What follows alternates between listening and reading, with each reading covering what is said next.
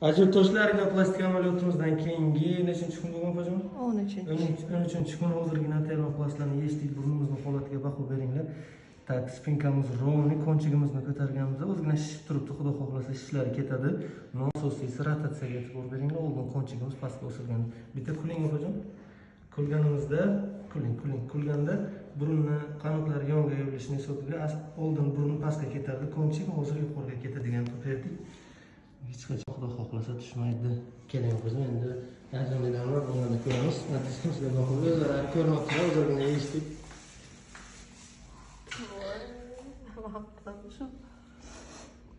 Burnimiz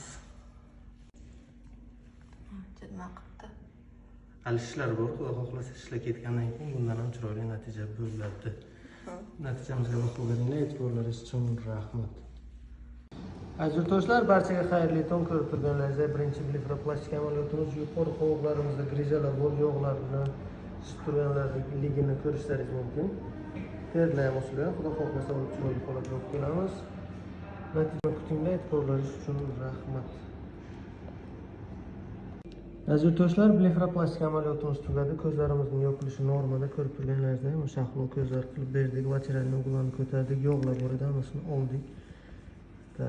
Jim pishit. Ko'zlarimizning holati. Oching ko'zlarni. Ko'zlarga tushmasin. Oching, opajon. Kishi bo'lib o'rnatyapman. Zo'r. Hollarni olmadik.